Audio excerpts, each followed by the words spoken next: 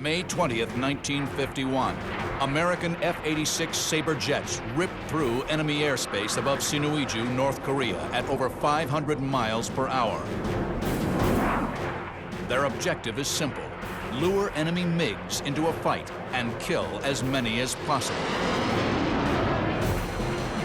These pilots are pioneers of a new age. Air combat is now driven by the jet engine. These guys went into a very unknown environment.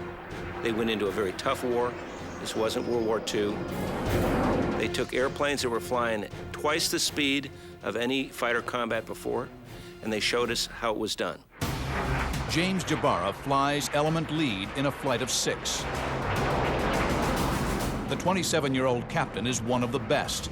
A Mustang pilot during World War II, he's become a master of jet versus jet combat. With 4 MiG-15 kills to his credit, he's one away from becoming the first American ace of the jet age. Jabara is so close. I mean, he's got 4 MiG kills. The Air Force desperately wants an ace, and he's the guy that can do it. After only minutes in enemy territory, he'll get his chance. 50 gleaming MiG-15s scream across the Yalu River to take on the Americans. Jabara punches his tanks to streamline his fighter for combat, but something goes wrong.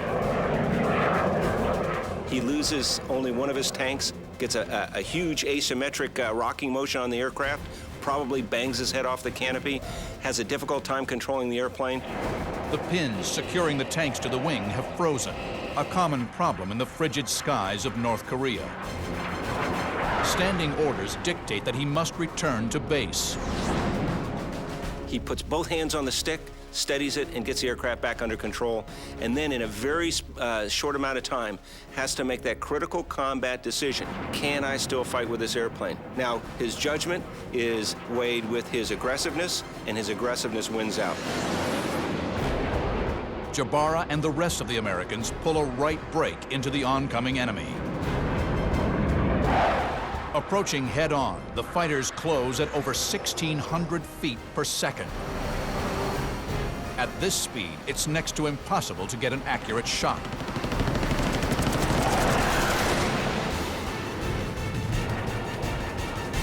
The MiGs thunder past. Jabara jerks the stick hard left to pursue. The hung wing tank turns his F-86 into a bucking Bronco.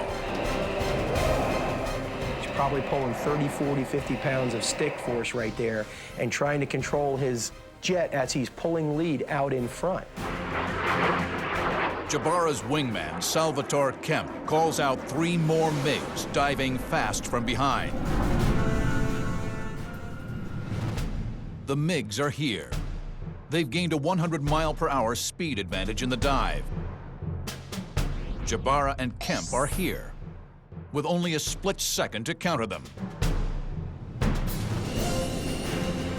The MiGs hurtle in. Jabara pulls up and to the right. He's using the MiGs' diving speed against them, forcing an overshoot. Jabara's brake turn up to the right forces 2 MiGs to go right by and continue to go. One MiG, for one reason or another, decides to peel off to the left, exposing his belly to Jabara. Jabara pounces. He snaps his plane to the left and locks onto tail end Charlie. Not only is that the sign of a good fighter pilot, but it's a sign of a good fighter pilot in the new jet age. Things happen extremely fast, and those that are able to react almost before it happens are able to take advantage. The bandit stays in a diving left turn. Jabara pulls the stick in tight to stay in trail. At this altitude, the F-86 and MiG-15 are evenly matched in a turning fight. But Jabara's got something his foe lacks: a G-suit. It's a World War II invention that came into its own as an essential tool of dogfighting in the jet age. The G-suit constricts around Jabara's legs and abdomen, keeping blood from pooling in his extremities. Jabara is able to pull tighter than the MiG pilot without blacking out. He closes the gap. His coveted 5th kill is now in perfect position, dead center in his gun sight. Jabara opens fire. 50 caliber rounds impact the MiG.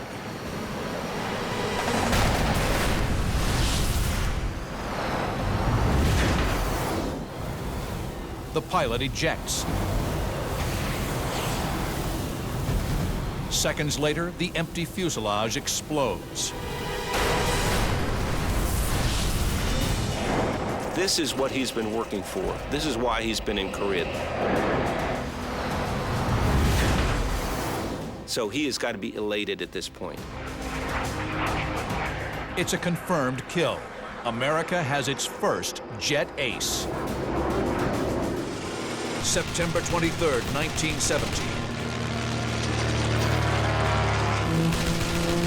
In the midst of a wild melee, famed German ace Voss holds his own against no less than 6 top British aces.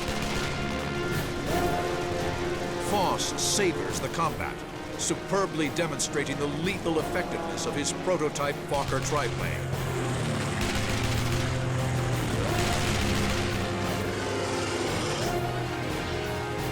His stick and throttle ability, his ability to fly in a disciplined way in a fight, his ability to stay not calm, but to keep his wits about him in these very stressful situations. If he were flying with us today, he'd probably be one of the best. British SE-5 pilot Richard Mayberry now zeroes in on Voss, diving on him from 6 o'clock. Voss breaks right to shake him off, but Mayberry is not thrown. At this point in the battle, things get very complicated and very confused. An albatross joins the battle, which of course helps Voss considerably, at least numerically. A German Albatross D3 has stumbled into the action, turning easily onto Mayberry's tail. Mayberry zoom climbs to shake the Albatross. A German pilot gives chase. But even worse, Voss latches on as well. Flying nearby, James McCudden and Arthur Rhys-Davids move in behind the Germans.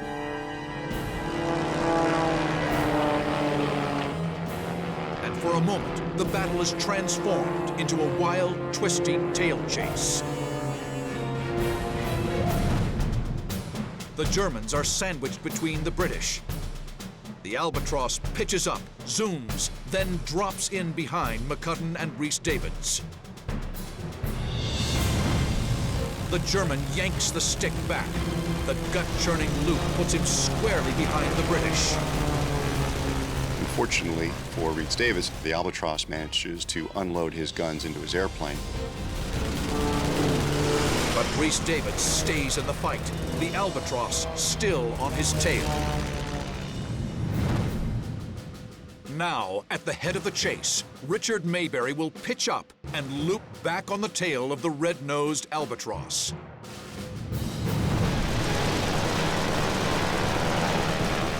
Mayberry yanks the stick back, throwing his SE-5 into a dizzying acrobatic maneuver. He fires from point-blank range. The wounded Albatross plummets. Voss is alone once again. He zooms, distancing himself from the slower climbing SE-5s.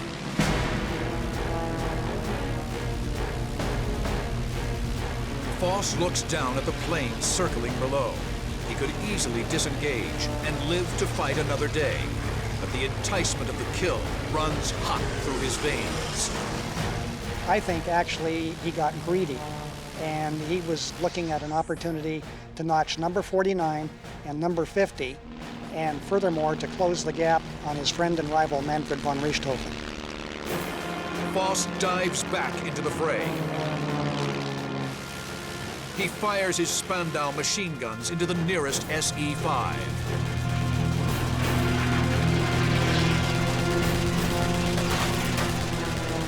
Its engine pummeled. The British pilot dives out of the fight.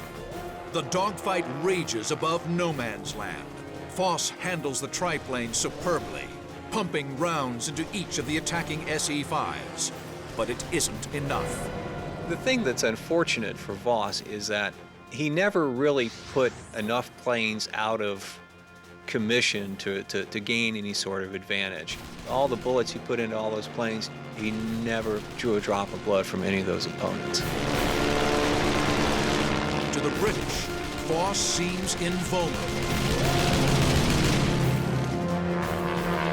The triplane was still circling round in the midst of 6 SEs who were all firing at it as opportunity offered.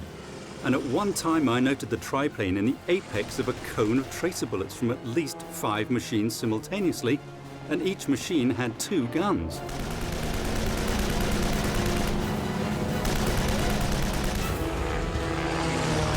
The British are dumbstruck by the skill and tenacity of the German pilot in the Fokker triplane.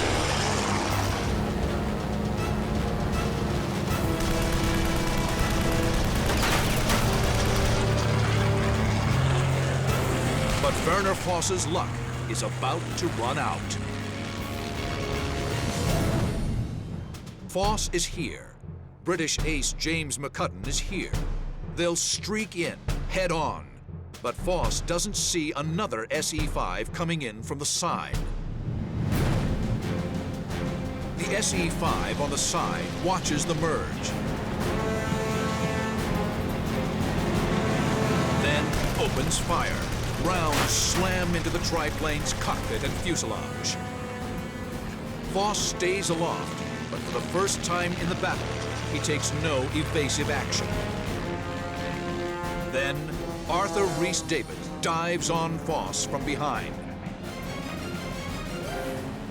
He empties his Vickers machine guns into the triplane.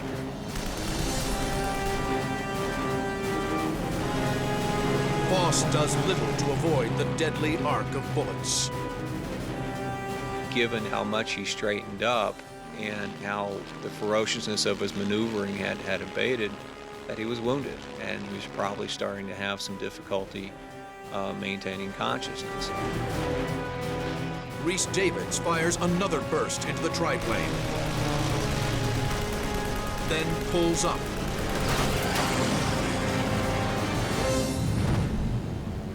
James McCudden is the only pilot to witness Voss's final moments.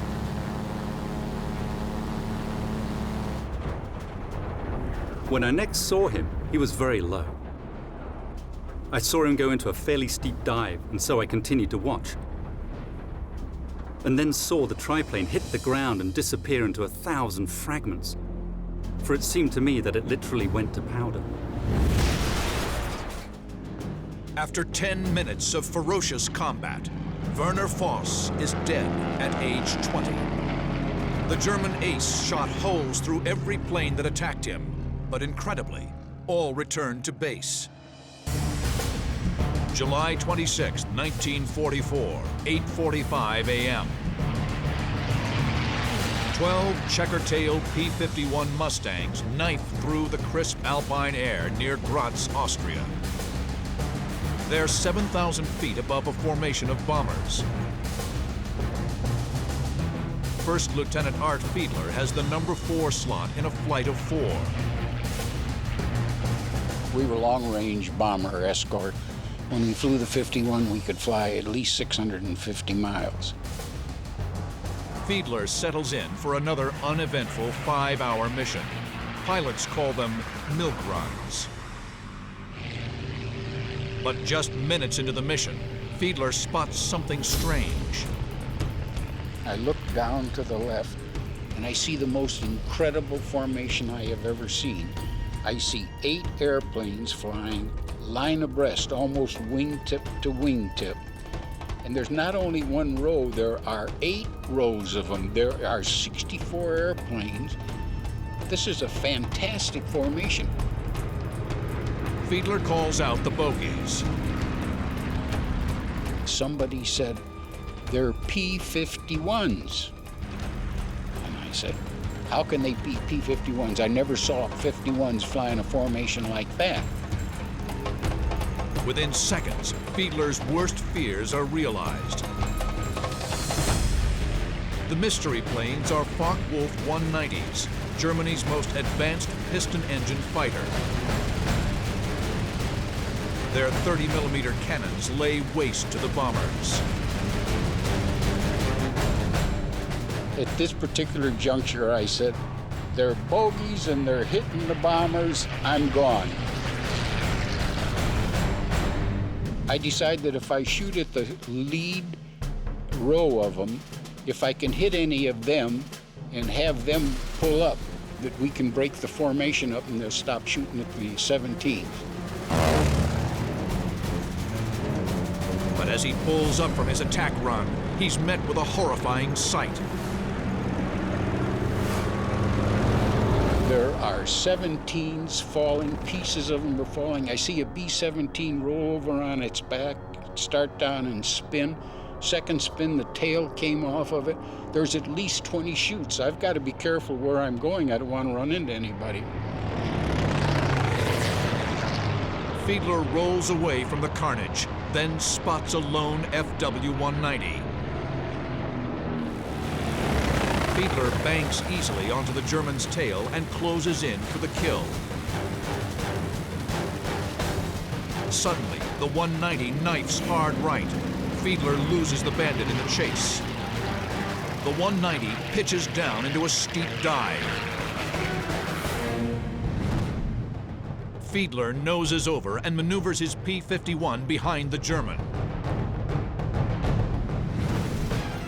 The two planes plunge earthward, 600 feet every second. Below the clouds, the rugged peaks of the Austrian Alps stretch out before them. The German noses up steeply into a climb. Fiedler claws for altitude. I am astounded to see him coming straight down at me, and he's shooting at me. When he's coming down at me, I think, how the hell could he possibly go from straight up to straight down? And it seems like in just a couple of seconds. And that's exactly what was going through my mind. How is this possible? Fiedler reverses and pursues his foe, closer and closer to the deck. They are hurtling earthward at over 450 miles per hour.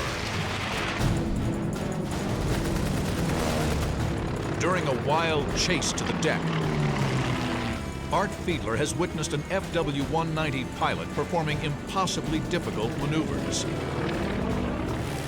Now, Fiedler's locked on his tail in a high-speed pursuit through a mountain pass. I'm about 400 yards, and I'm getting close enough to ready to start shooting at this guy. I remembered the advice that I had gotten from this World War I fighter pilot, that the easiest time to shoot an enemy airplane down is when he's trying to shoot one of yours down. So every time you're getting ready to shoot at an enemy airplane, be sure you check your tail. Fiedler looks over his shoulder. Sure enough, another Focke-Wulf is diving on him. Fiedler comes to a stunning realization. His enemy wasn't superhuman. Fiedler's been fighting two FW-190s the whole time. Now the second 190 closes in for the kill. Fiedler will barrel roll, throwing off the German's aim while simultaneously slowing down enough to drop in behind the diving 190.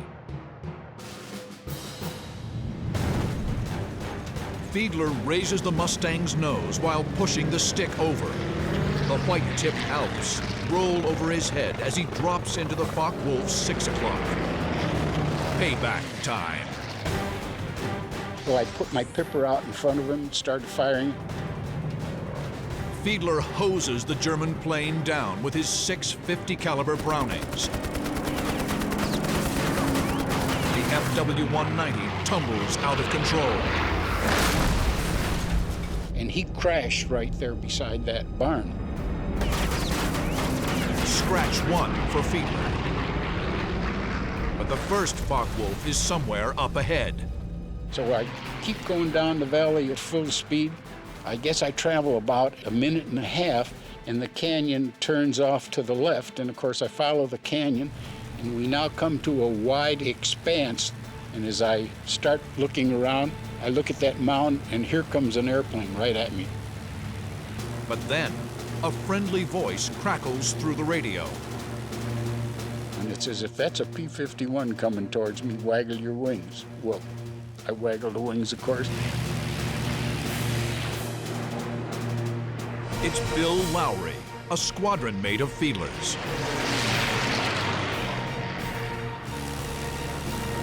The two Mustangs form up and search the skies for targets.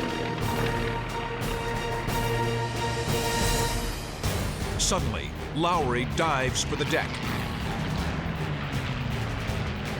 As I look down there, I see a trail of black smoke from as far to the right as I can see. A wounded German Me-109 flying just above the ground. Lowry saddles up for an easy kill.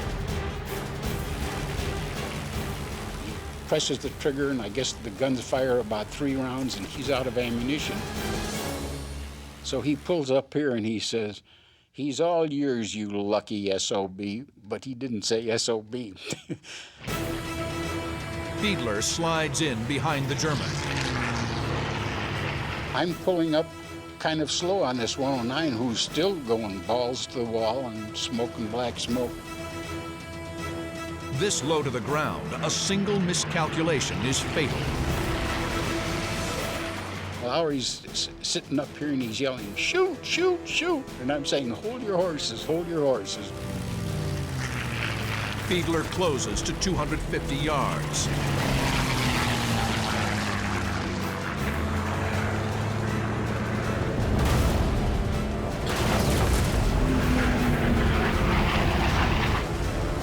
The panicked German elects to bail out, 10 feet off the ground at nearly 400 miles per hour.